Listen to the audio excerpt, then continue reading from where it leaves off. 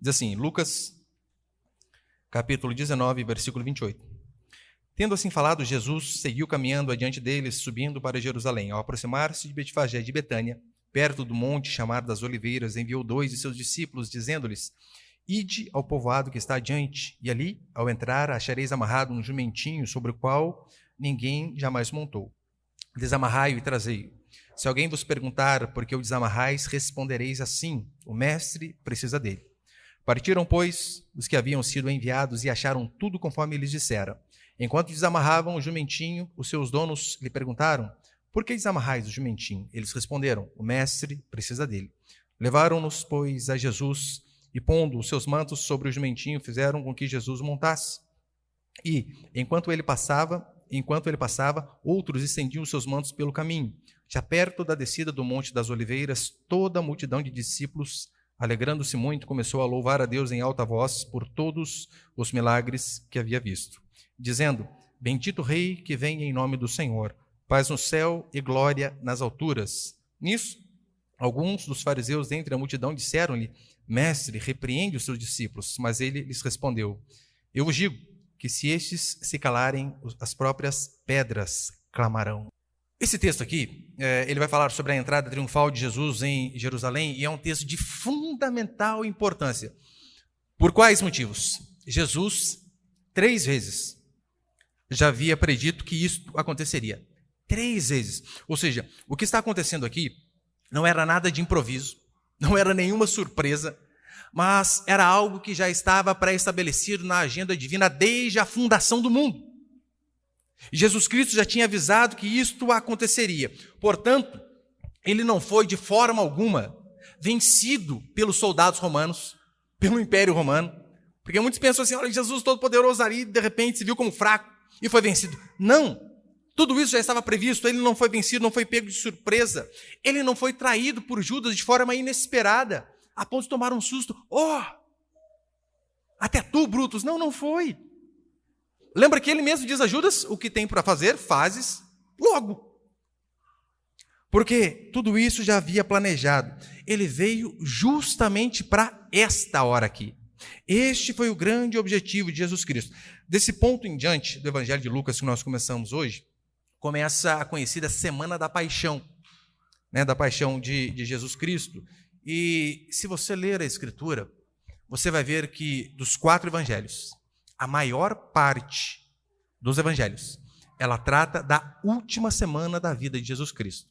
Fala assim sobre o seu nascimento, pouco ali, sobre a sua juventude. Na verdade, tem uma passagem só que fala sobre a sua juventude ali, com 12 anos, quando ele vai ao templo com os pais. Mas a maior parte dos evangelhos traz esta ênfase à última semana de Jesus Cristo. Por quê? Este era o seu objetivo. Ele veio ao mundo para morrer. Esta era a função dele. E aqui então, os irmãos devem se lembrar das últimas semanas, muitos tinham ouvido falar de Jesus Cristo, muitos tinham visto milagres. Ele tinha curado inúmeras pessoas no meio do caminho, e as pessoas estavam vendo. E você imagina aquelas pessoas, elas viram Jesus Cristo ressuscitar um morto de 4 dias. 4 dias.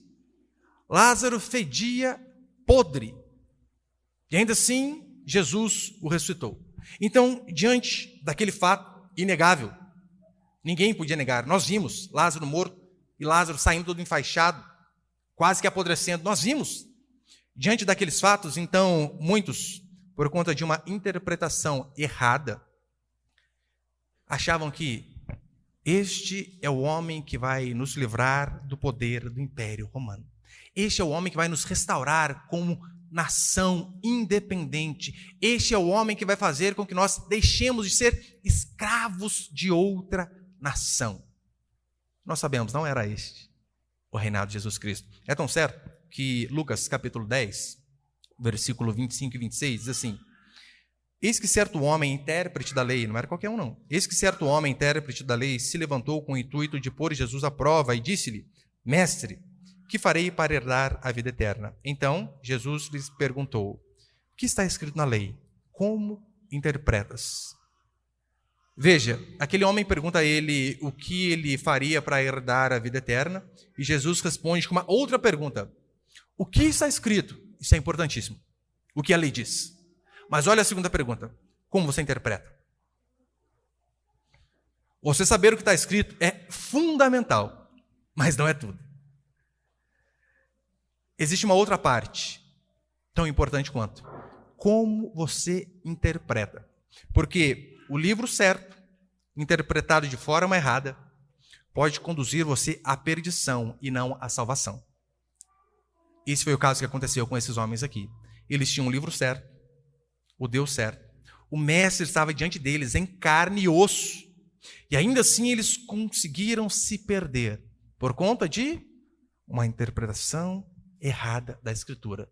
Então não pense que o simples fato de se abrir a Bíblia está se falando a palavra de Deus. Não, citar a Bíblia qualquer um cita. O diabo citou a Bíblia. E citou o Salmo 91 perfeitamente. Lembra lá na tentação do deserto? Ele fala para Jesus, Jesus, olha aqui, ó, salta daqui, pula. Porque está escrito, aos teus anjos dará ordem a teu respeito para que te guardem. Que coisa, melhor que pastor, de cor. Ele citou a Bíblia, ele estava pregando a palavra? Óbvio que não. Ele pegou ali o texto fora de contexto para tentar fazer Jesus cair.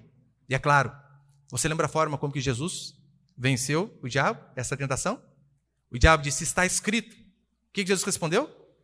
Mas também está escrito, não tentarás ao teu Deus. Ou seja, ele consertou aquele erro teológico do diabo com aquilo que de fato a Escritura disse. Eu quero passar apenas 2 princípios aqui essa noite. Põe o primeiro aí, por favor. A primeira coisa que nós vemos é Jesus, o rei humilde, versículo 35 e 36. Levaram-nos, pois, a Jesus e pondo os seus mantos sobre um jumentinho, fizeram com que Jesus o montasse. E quando ele passava, os outros estendiam os seus mantos pelo caminho. Veja, o rei da glória, o rei dos reis, a sua vida não começa com o seu nascimento no palácio de Versalhes ou palácio de Buckingham. O rei dos reis nasce em meio a bichos. Cresce numa carpintaria. Humilde. Totalmente humilde. A entrada de Jesus Cristo na capital Jerusalém foi extremamente despretensiosa. Por que eu digo isso? Ele não entrou brandindo uma espada com um exército. Ele não entrou numa carruagem, assim como os conquistadores romanos faziam. Você vê a história dos romanos, quando um general ia à guerra e ele vencia a batalha, no retorno, no regresso à cidade, havia festa para receber os generais vencedores, os soldados vencedores, havia músicas, até músicas eram feitas para esses soldados. Lembra que no Antigo Testamento fizeram uma musiquinha para Davi também? Saul matou seus milhares, mas Davi matou seus 10 milhares. Olha o povo já causando intriga ali, né? Por isso que Saul perseguia Davi. Mas havia isso. Assim eram recebidos, de fato, os reis, os imperadores, aqueles que ganhavam guerras, destilavam, tinham música e tudo mais. Agora nós vemos o rei dos reis fazendo algo totalmente oposto a isso daí. Ele não veio como um conquistador político. Ele não veio como um guerreiro. Ele não veio como um espartano. Mas ele veio como um humilde redentor de seu povo. Humilde redentor de seu povo. Quando ele entra montado num jumentinho, a imagem que ele estava passando, a mensagem que ele estava passando é: eu não entrei num alazão para mostrar que eu vim para guerrear. O meu reino é de paz. O meu reino é de paz. Na verdade, ele estava basicamente fazendo o quê? Cumprindo uma profecia de Zacarias. Zacarias tinha predito isso. Põe ali, por favor, Samuel. Zacarias, capítulo 9, versículo 9. Alegra-te muito, ó filha de Sião. Exulta, ó filha de Jerusalém. O teu rei vem a ti. Ele é justo e traz a salvação, e ele é humilde e vem montado num jumentinho, filho de jumenta. Zacarias tinha profetizado isso cerca de 520 anos antes do nascimento de Jesus Cristo. Jesus Cristo ele vem de forma humilde, porque, veja, humildemente ele demonstrou onisciência, né? Olha, vão a tal lugar aqui, vocês vão encontrar um jumentinho preso. Desamarrai-o e trazei-o. Ele sem ir sabia onde estava o jumento, ou seja, uma prova de que de fato ele era onisciente. Ele demonstrou através dessa atitude domínio sobre o reino animal. Eu conversava com o Paulo aqui da igreja, né? Ele amansa cavalos. E quando você pega um bicho que nunca foi amansado, nunca foi montado, nada, você tem mais resistência a montar. Esse jumentinho nunca tinha sido montado, ou seja, ainda assim, Jesus Cristo montou nele e o jumentinho obedeceu de forma plena. E acima de tudo, ele demonstrou que tipo de Messias ele era. Ou seja, eu não sou o rei terreno a qual vocês, Israel, estavam esperando. Eu não sou aquele libertador de guerras. Eu não vim aqui para governar neste mundo. Meu reino não é deste mundo. Vocês têm essa interpretação porque vocês entenderam errado o que a Escritura diz. Não foi para isso que eu vim. Eu vim para trazer paz. Paz, é isso que ele vai dizer no versículo 42. E uma das características, de fato, de um servo de Deus é essa daqui. Humildade. Meus irmãos, por isso que quando você vê cristãos extremamente arrogantes, às vezes é difícil acreditar no cristianismo dele, né? Eu não estou dizendo que nós, somos um poço de humildade. É ruim, hein? Eu luto constantemente contra a arrogância, constantemente. Mas lembra que a Escritura diz que bem-aventurados os humildes de espírito. E ser humilde não tem nada a ver com ser pobre, que muitas pessoas confundem, né? Não, é ser pobre. Não é pobre de espírito, é ser humilde. Porque o que tem de pobre arrogante não está escrito. Muito. O cara só sabe bater lá um prego, mas diz, ninguém bate um prego melhor do que eu. Arrogância em pessoa. Muito arrogante. Jesus, ele sendo o que era, se fez como não fosse. Agora veja como é o caso de muitos de nós. Nós, por vezes, não somos nada, mas nos gabamos de ser alguém. Por vezes, dizemos ser alguém que nem somos.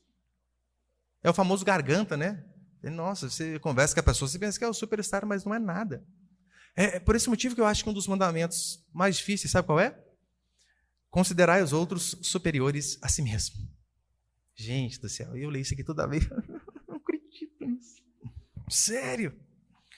Nós queremos o tempo todo ser o melhor. O tempo todo. Ainda que você não queira ser o melhor do mundo. Mas o melhor, às vezes, da sua profissão lá. Você quer ser.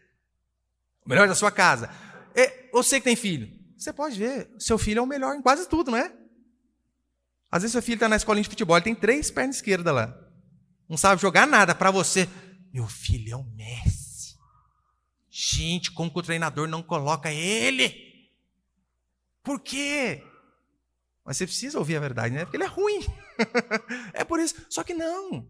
O filho nosso é sempre o mais lindo, percebeu? É sempre. É por isso que a opinião de mãe em relação a essas coisas eu nem levo em consideração. O pai, por vezes, é um pouco mais realista, né? Mas a mãe não adianta. É porque a gente quer sempre ver o melhor em tudo. E às vezes não é. Não é. Eu lembro, meu filho, uma vez nós fomos numa outra de nossas igrejas e tinha um outro menino que tocava teclado também, né? E um pouquinho mais velho que ele, pouca coisa lá, né? E ele viu o menino tocando, ele, nossa, pai, fulano toca muito, hein? Eu falei para ele, demais, muito. Toca melhor que eu, né, pai? Ai, muito melhor que você. Muito. Ele é um Beethoven, esse pai desse não é ninguém. As crianças precisam ter um choque com a realidade. E nós, os pais, também precisamos aprender. Senão você fica colocando na cabeça do seu filho, você é o melhor, o melhor, o melhor. Daí a primeira frustração que ele tem lá, ele vai vir chorando. Não pode, né? Não pode. O ser humano, ele é arrogante por natureza. E a Escritura diz que bem-aventurados são os humildes. E um exemplo é o nosso Senhor Jesus Cristo aqui. Enquanto parte da multidão, você vê, celebra Jesus Cristo, versículo 37 e 38, já perto da descida dos Montes das Oliveiras, toda a multidão de discípulos, alegrando-se muito, começou a louvar a Deus em alta voz por todos os milagres que havia visto, dizendo, bendito o Rei que vem em nome do Senhor, paz no céu e glória nas alturas. A parte da multidão se alegrava, mas no versículo seguinte nós já vemos uma antítese, né? Já vemos o contrário. Verso 39. Nisso, alguns dos fariseus dentre a multidão disseram-lhe, mestre, repreende teus discípulos? Mas ele respondeu, Eu vos digo que se estes se calarem, as próprias pedras clamarão. Jesus Cristo, ele causa apenas esses dois tipos de reação nas pessoas. Ou as pessoas amam ou as pessoas odeiam. Não tem como você ficar indiferente. Não tem como. Apenas essas duas. E segundo princípio, o choro de Jesus e a rejeição da verdade. Versículo 41, você pode acompanhar comigo, por favor, até o 44? E quando se aproximou e viu a cidade, chorou por ela e disse: se tu conhecesses ao menos neste dia o que te poderia trazer paz, mas agora isso está encoberto aos seus olhos. Porque te sobrevirão dias em que teus inimigos haverão de te cercar de trincheiras, te sitiar e atacar por todos os lados, e te derrubarão, a ti e aos teus filhos que dentro de ti estiverem, e não deixarão em ti pedra sobre pedra, pois não reconheceste o tempo em que foste visitada. Veja, Jesus Cristo diz aqui no verso 41 que ele se aproxima da cidade, a vê e chora. Nós vemos 3 passagens na Escritura que vão mostrar Jesus chorando. Nós vemos Jesus chorando diante de Lázaro, uma morte física. Uma que aqui você já acaba com aqueles super espirituais, né, que dizem: não pode chorar não, chorar é incredulidade. Eu já vi gente falar isso em velório. Você imagina, tá lá, morreu o pai, morreu a mãe, morreu o irmão, um ente próximo, e você não pode chorar? Que absurdo é esse? E dizem, chorar é incredulidade. É mentira. Moisés morreu e o pessoal chorou 40 dias, sem parar. Então, há dias que nós devemos nos alegrar e há dias que devemos nos entristecer. E às vezes eu já vi pastor em velório dizendo assim: hoje é dia de festa no céu. Tá no céu, aqui meu filho chora. Chora e chora bastante, é época de choro. Nós vemos Jesus chorando diante de Lázaro, nós vemos ele chorando aqui diante de Jerusalém penitente, e nós vemos ele chorando também no Getsêmani. Eu sei que por mais que na passagem ele diz que ele não chorava, né, apenas vertia sangue por conta de seu suor, Hebreus capítulo 5 vai dizer que junto com essa aflição que ele também chorava. Agora, há uma grande diferença, por exemplo, do choro de Jesus Cristo diante de Lázaro.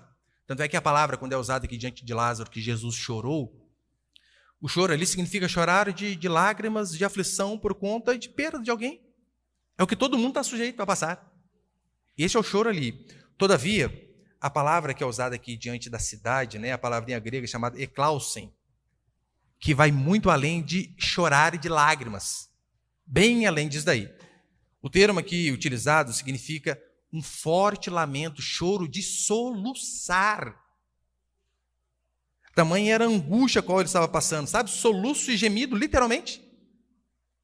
Ou seja, diante de Lázaro, Jesus chora como todo ser humano chora diante de uma aflição.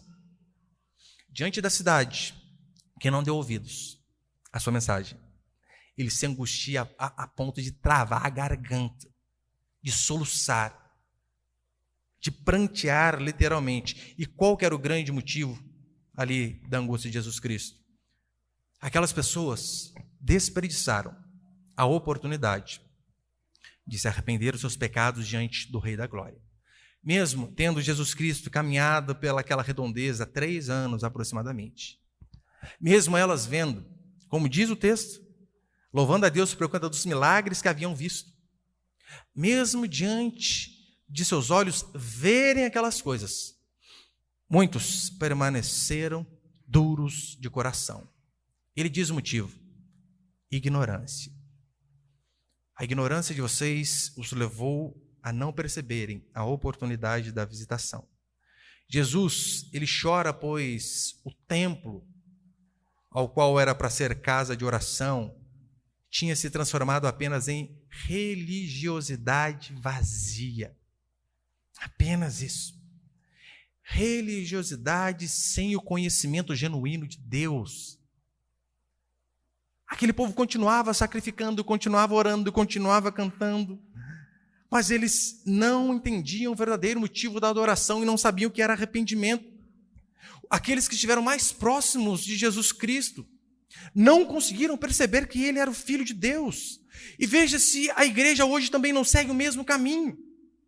Hoje nós vemos inúmeros Inúmeros templos cheios de pessoas, mas extremamente vazios de Deus. Você sabia que, segundo o IBGE, o número de cristãos tem crescido exponencialmente a cada dia? Só que você tem percebido que, assim como o número de cristãos, a princípio, segundo eles, tem crescido, a imoralidade não tem agido de forma inversamente proporcional e diminuído? Ela tem andado no mesmo patamar? Como assim? O mundo conhece a Deus, o mundo se torna sal da terra, e ainda assim o mundo continua apodrecendo? Ora, existe alguma coisa errada? Ou o evangelho genuíno não está sendo pregado? Ou essas pessoas não estão entendendo nada daquilo que está sendo dito, se a verdade tem sido dita? E aqui no caso, Jesus Cristo era isso que estava acontecendo. Ele estava ali, mesmo assim as pessoas não estavam entendendo. A igreja segue pelo mesmo caminho. E como que eu posso provar isso? É só olhar a nossa sociedade. É só olhar redes sociais. É só olhar os crentes modernos. A moça põe uma foto virada de costas, aparecendo metade da poupança. E põe um versículo embaixo: o Senhor é o meu pastor. Como assim? O cara põe fotinha correndo sem camisa, com aquela camisetinha baby look toda apertadinha para enaltecer os bíceps. E põe lá: o Senhor é minha força. É absurdo. A igreja está cada dia mais vazia de Deus. Hoje você não vê diferença entre o que serve e o que não serve, porque a Escritura diz isso: e vereis a diferença entre aquele que serve a Deus e o que não serve. Hoje você não vê. Você não vê. Dentro das igrejas é uma sensualidade absurda. Irmãos não sabem se vestir. Irmãos não sabem se comportar. E você quer vir com esse papinho de que não, o número de cristãos tem crescido a cada dia? Mentira! Tem nada. Hoje não há diferença entre o santo e o profano. Não há. O mesmo púlpito que abre a Bíblia, que é a palavra de Deus, prega aquilo que não tem nada a ver com a palavra de Deus. Os irmãos devem ter acompanhado, recentemente, pastores dizendo que a Bíblia precisa ser atualizada. E esse mesmo pastor que diz isso, ele chama a moça para cantar na igreja, que no sábado canta sentadona, e sentadona é naquilo mesmo lá, você sabe, né? Mas no domingo, aclame ao Senhor toda a terra e cantemos. Dá licença. Eu lembro, eu vi esse vídeo da Priscila Alcântara.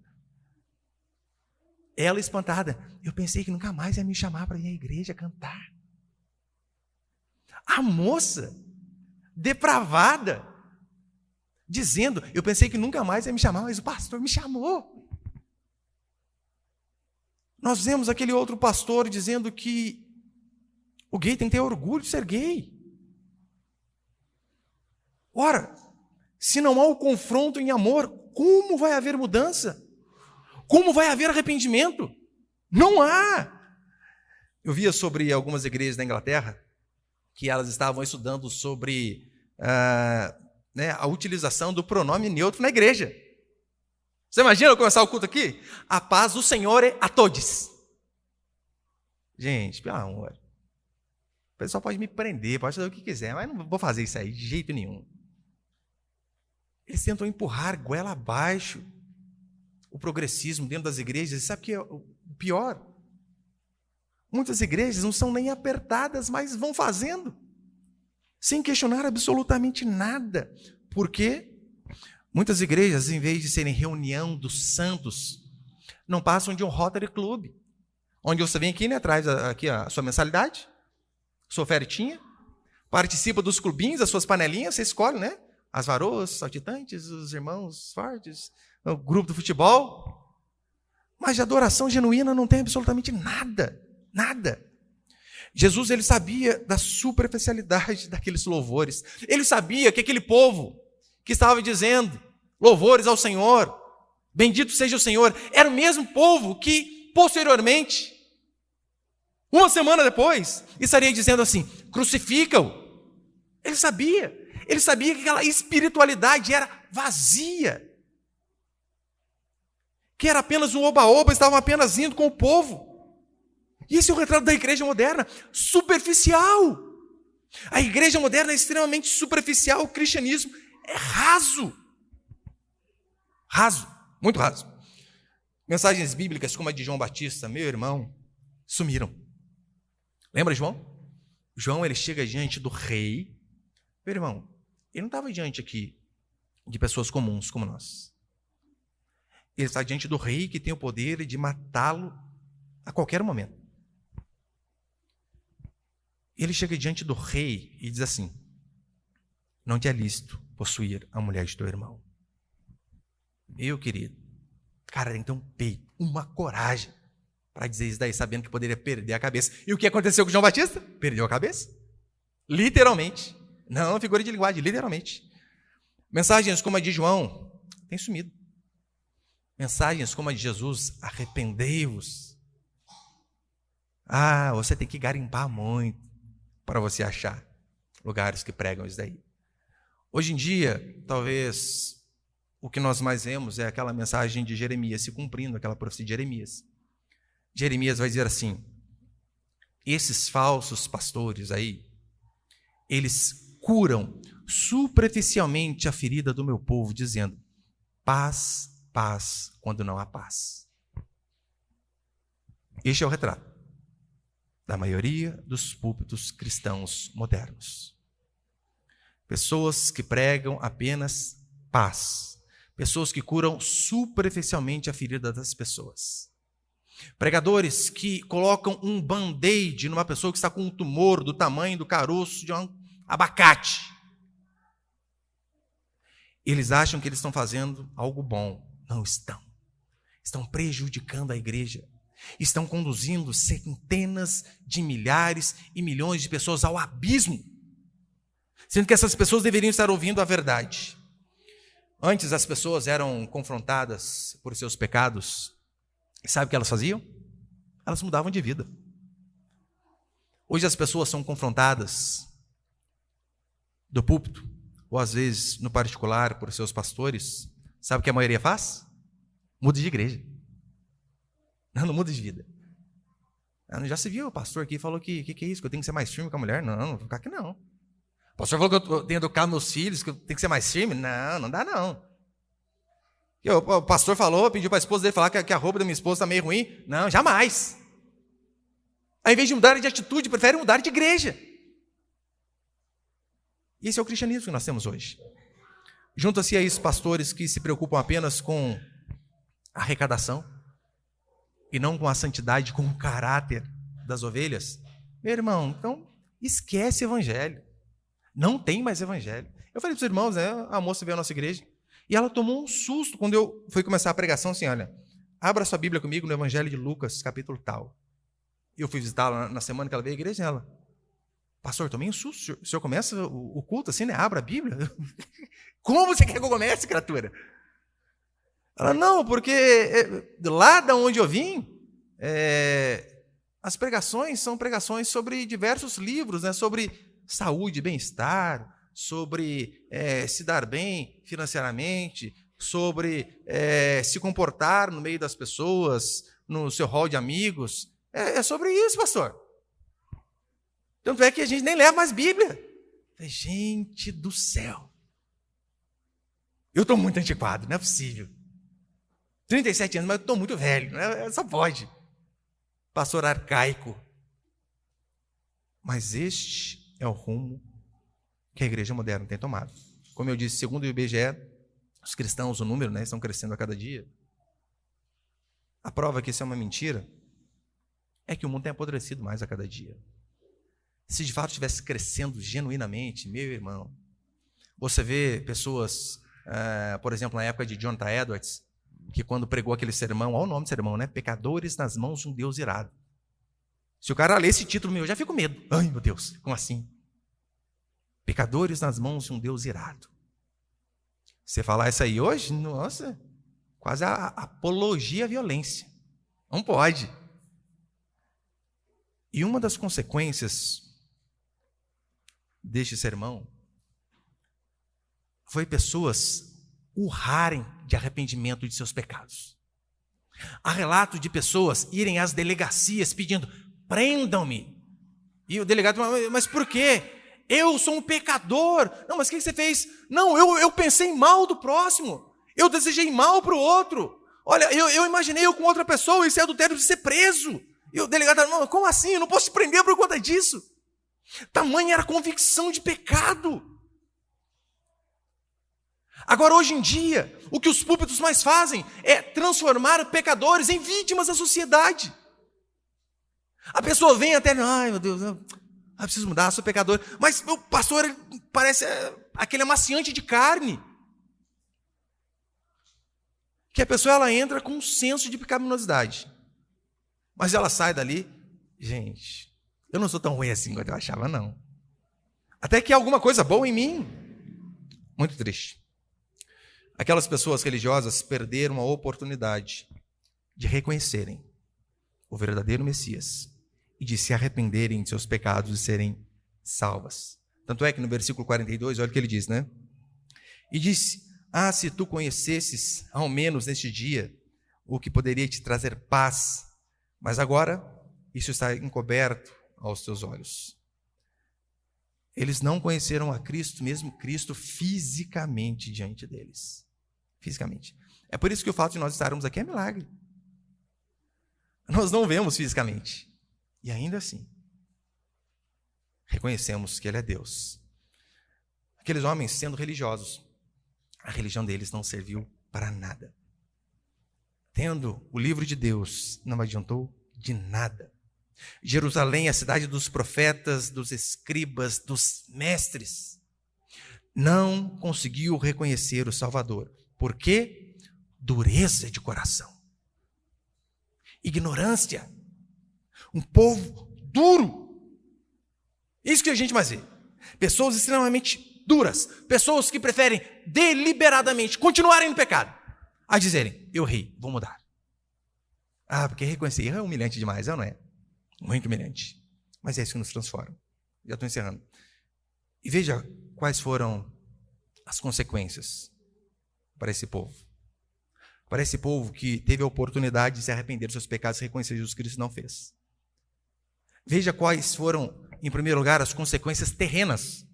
Terrenas. Eu não estou dizendo que é espiritual, não, vou dizer depois. Olha as consequências terrenas que eles tiveram, versículo 43.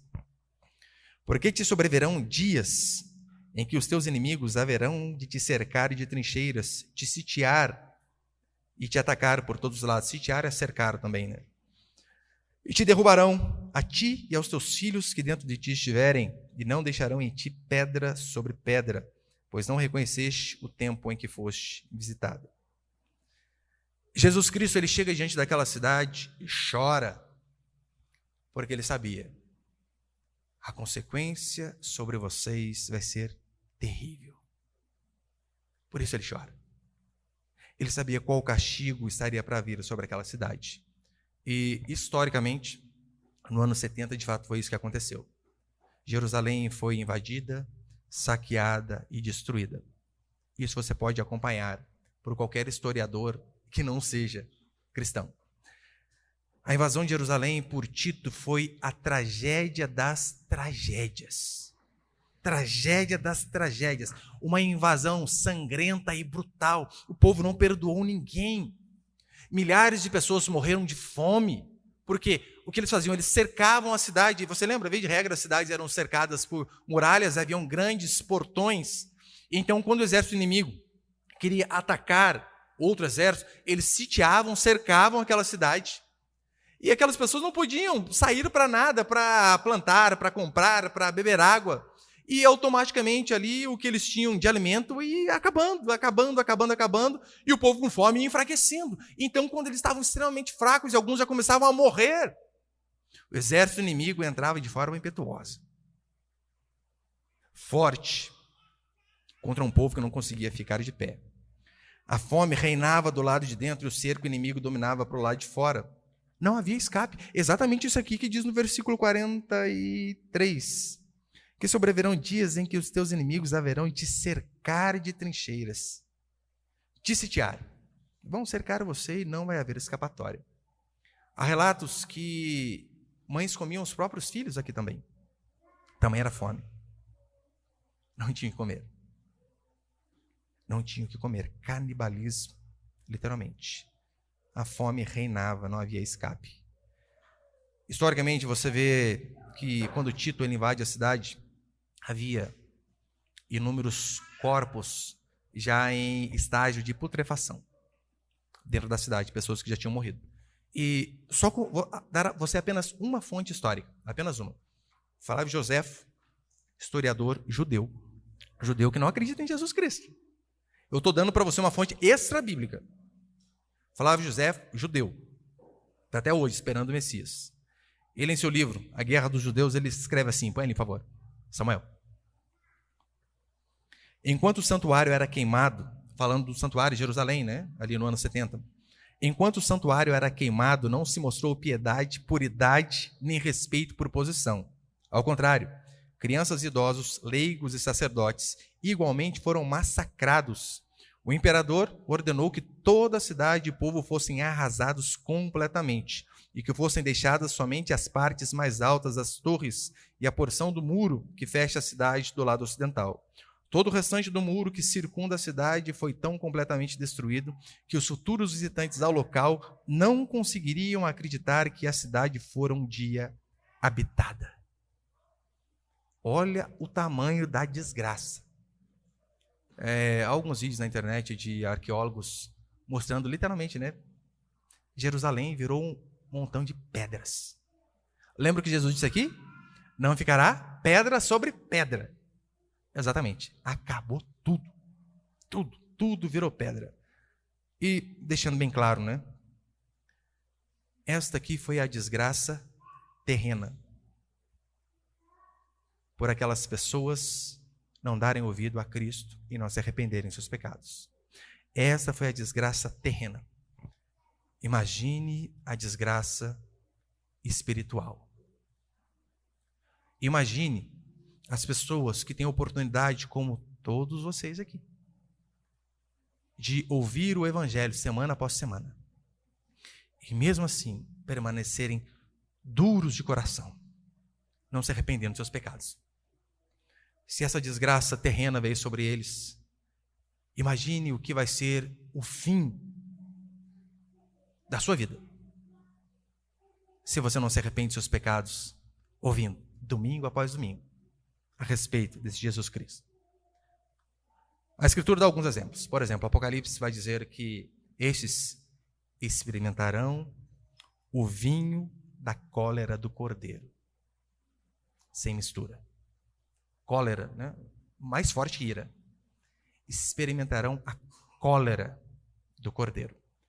Apocalipse vai dizer que o desespero das pessoas será tão grande que elas vão dizer assim: ó montes, caí sobre nós, mas não nos deixe ver a ira do Cordeiro. Eles preferem ser esmagados por um Everest, serem reduzidos a pó, a nada, a verem a ira do Cordeiro. Paulo, em 2 Tessalonicenses, vai dizer que estes impenitentes sofrerão a penalidade de eterna destruição, banidos da face do Senhor.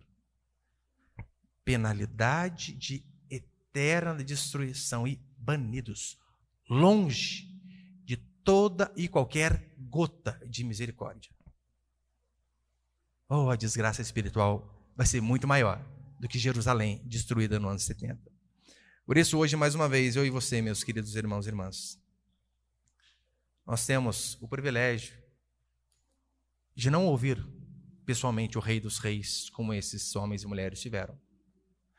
Mas nós temos o privilégio de, através de um homem mortal e pecador como todos vocês, ouvir sobre o Rei dos Reis.